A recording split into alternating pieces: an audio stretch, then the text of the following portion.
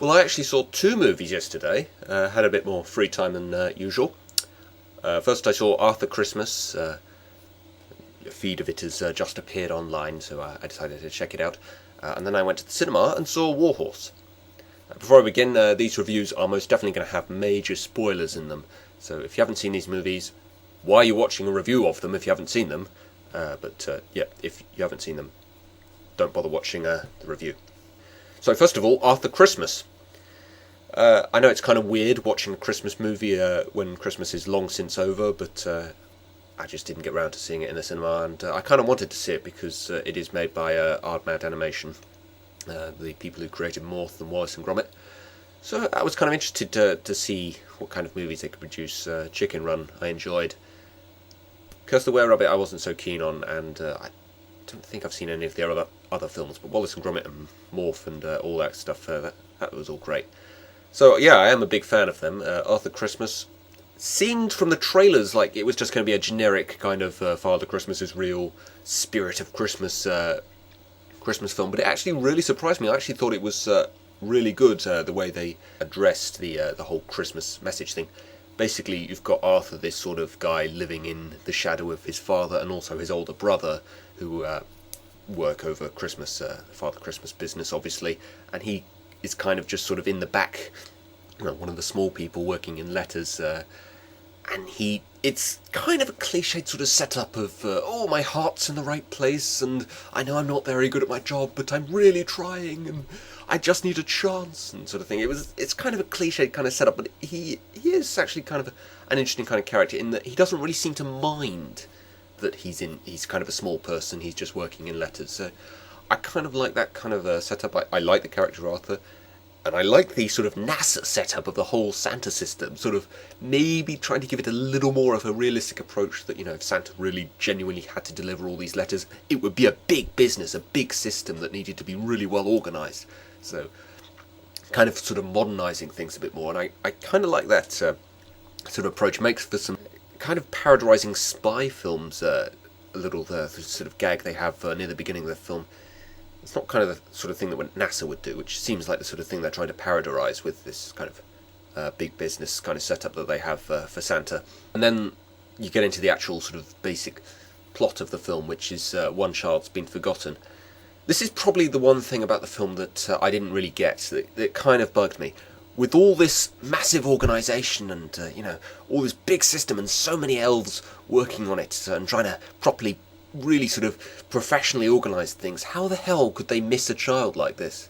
The only reason they pick up on the fact that they missed a child is because they find an undelivered present on the warehouse floor or something, and then they check the system, and the system actually confirms to them, yes, a child's been missed, there's one number left on this big digital display, right at the front of the room, but the big room where it's all being organised, there's a big number 1, really obviously on there. Why would they not think to check that? How could they not have picked up on that while they were delivering presents? They don't even realise until they come back when they find the present on the warehouse floor. They don't realise until then. How the hell could they not have realised with all the big organising of it and everything? But here we get sort of the idea of maybe why Arthur might make a better Father Christmas than his brother Steve, who's supposed to be the next in line, which is the idea that he's got his heart in the right place. He sees more of the sort of spirit, the magic of receiving a present on Christmas Day as opposed to just receiving a present, period. And Steve isn't made out to be a bad person in any way, neither's Santa Claus himself, which is something I kind of liked. I mean, this is the kind of setup which, in a lot of other films, they would probably have felt, we need a villain. We need the opposing person trying to get the job that the protagonist is trying to get. There is no villain in this film. I like the fact that they've done that. They don't feel the need to just put a villain in there for the sake of having a villain. There's no bad person. Steve's a perfectly nice guy. He's just sort of sees it more as a business than a kind of Christmas spirit type thing. And the best rest of the film, obviously, is just a sort of adventure type setup. The father of Santa Claus and Arthur going off to deliver a present along with an elf. It's all sort of quite nice action scenes, but there isn't much plot in the main sort of middle part of it. It's just sort of action-adventure type stuff, getting to the child's house. There's one particularly really good sequence I enjoyed, which is near the end of the film, where Arthur's riding the bike that's he's planning to deliver, and the elf is rewrapping it as he's riding it. I don't quite understand why the elf didn't just wait until he reached the house. It would make things a lot easier, but it was a great sequence nonetheless. And then obviously at the end, pretty predictable ending. Arthur does become Santa Claus and he goes off delivering presents. So yeah, it's sort of a very kind of sort of done story, the plucky underdog type story who is desperately trying his best to do what he can and not quite getting anywhere, and then obviously people realise, his heart's in the right place, sort of thing. But it was well done, and I like the way they executed it, and the whole sort of Christmas spirit thing, as you would expect from any kind of Christmas film. Good action scenes. I don't remember any parts of it like really dragging or being really dull or anything, but it kind of sort of asks the question, is it really worth going to all this trouble for one child? Never really sort of answers that question, whether or not it is worth it, whether or not the child would have cared had the present not been delivered.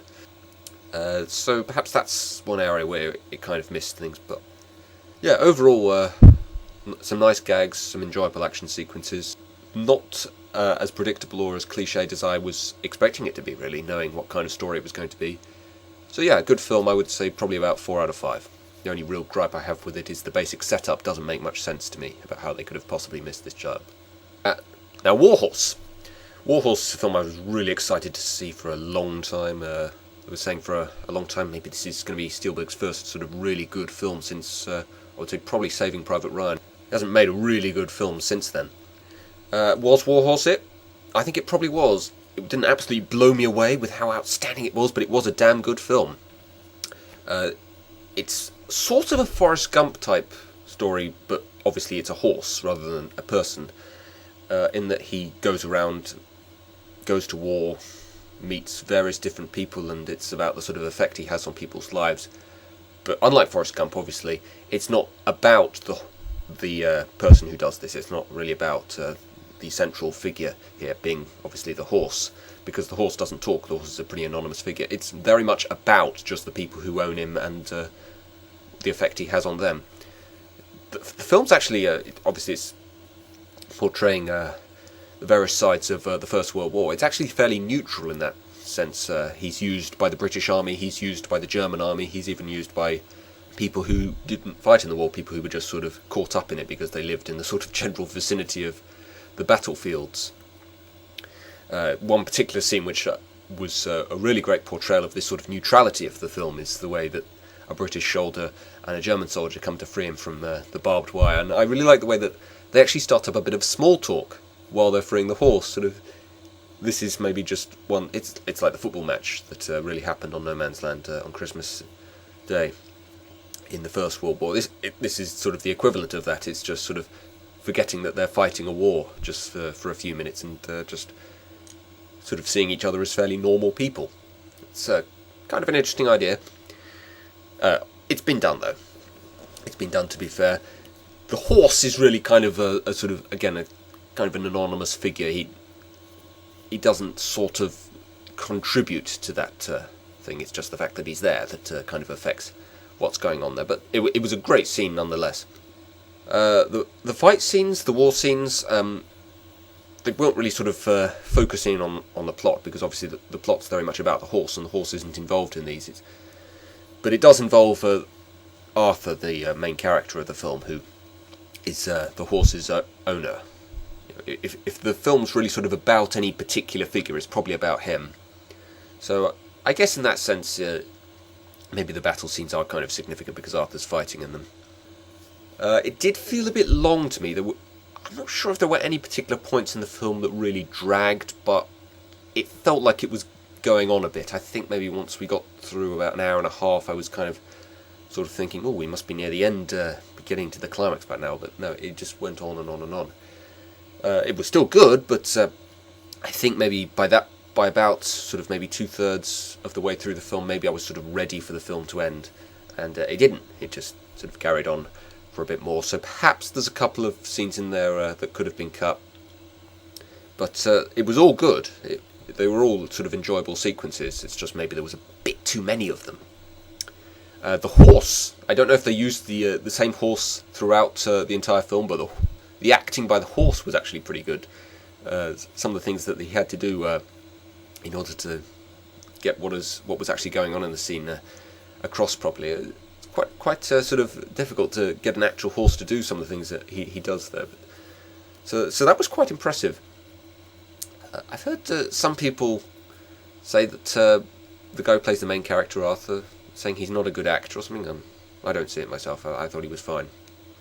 And I've heard some other criticisms of the fact that it glorifies the First World War, or that with all the people who died in the First World War, it's trying to make it out that we should care more about a horse or something.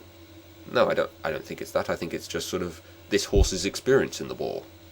You know, the horse obviously didn't meet hundreds of thousands of people who died. It just met the people it met. You know, if it didn't meet people who died, we can't talk about the people who died. The soldier who buys him to use him in the war, he does die. So it's not like the film's not telling us that people died in the war. It is, absolutely. Perhaps, actually, maybe the opening act, the sort of humble beginnings of the horse when he's ploughing the fields, perhaps that went on a little too long. Especially since it doesn't really sort of amount to anything. I mean, he ploughs the field, and that's it, really. Then he goes off to war. I would sort of like to have seen him go to war a little bit sooner, really.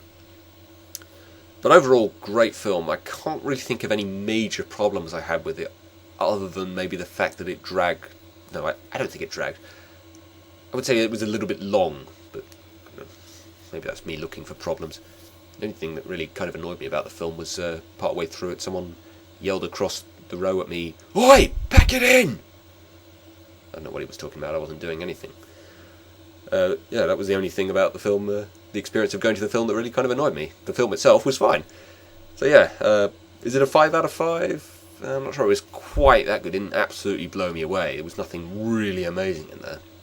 So yeah, probably another 4 out of 5, I'd say. Maybe a 4.5 out of 5, if you want to be really precise.